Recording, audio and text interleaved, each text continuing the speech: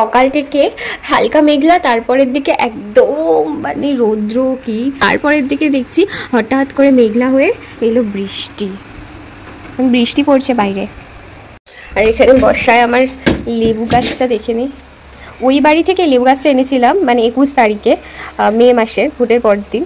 আমার যে গাছটাকে নিয়েই যেতে হবে, তাই ওর বাইকের পেছনে মেচকা ভালো করে গাছটাকে বেঁধে দিয়েছিল। তখন অনেক রোদ ছিল, অনেক মানে পরিস্থিতি এমন ছিল যে গাছটা বাঁচানো যাবে না। মা আমাকে বলছিল যে গাছটা নিয়ে গেলে গাছটা বাঁচবে না, কিন্তু এই দেখো গাছটা ছোটো ছোটো লেবু এসছে, অলরেডি বেঁচে গেছে। আর আমি এই যে চারিটা নিচ থেকে তুলেছি নিজে হাতে একা, আর এই গাছটাকে লাগিয়েছি। গাছটা যে আমার বেঁচে গেছে এটাই মনের শান্তি একটা। এই দেখো মিষ্টির বেইটা তোমাদের কেমন লাগছে। বাট তোমাদেরকে এমন একটা স্ট্রেঞ্জ জিনিস দেখাবো।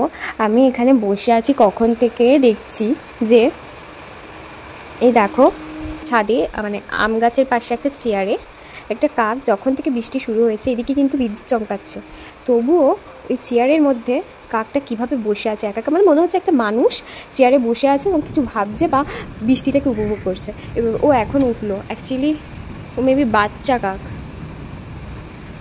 হয়তো যেতে পারছে না তার জন্য এখানে বসে আছে, আমার দিকে দেখছে মনে হয়। ওর মাকেও খুঁজছে, কখন থেকে বসেছে। কিন্তু আমি জাস্ট ইমাজিন করছিলাম যেন একটা মানুষ ওই চেয়ারে বসে বসে ভাবছে আর বৃষ্টি উপভোগ করছে, but not like that. Maybe কাকটা অনেক বাচ্চা, ওরা চেষ্টা করছে, হয়তো উঠতে পারছে না।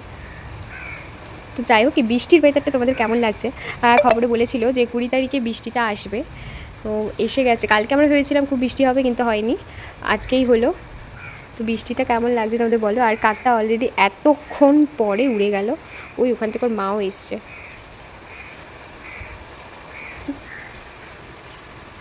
তোমাদের বর্ষাকাল কেমন লাগে জানিও।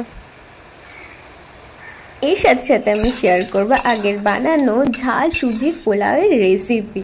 তো প্রথমে আমি বাদামটা তো ঘি দিয়ে ভেজে নিয়েছি, আর বাদামের সাথে সাথে আমি নিয়েছি গাজর, ক্যাপসিকাম, টমেটো এবং পেঁয়াজ কুচো। টেস্টটা যাতে ঝাল হয় তার জন্য লঙ্কা কুচো, আর একটু দারুণ স্মেলের জন্য কারি পাতা।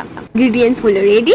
এবার আমি কড়াইতে হালকা তেল দিয়ে তার মধ্যে গাজর, ক্যাপসিকাম, পেঁয়াজ কুচো আস্তে আস্তে দিয়ে নেড়ে চেড়ে নিলাম। তারপরে ওর মধ্যে পরিমাণ মতো নুন আর হলুদ দিয়ে দিলাম।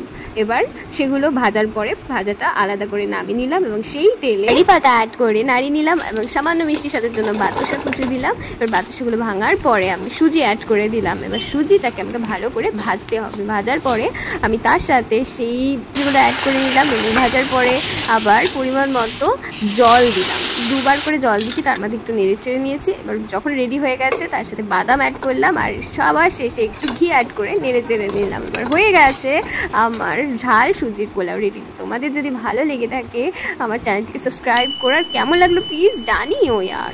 আর এবার পুরী থেকে আমার মামি আর ছোট্ট ননদিনী মিলে আমার জন্য নিয়ে এসে এই দারুণ গিফটটা।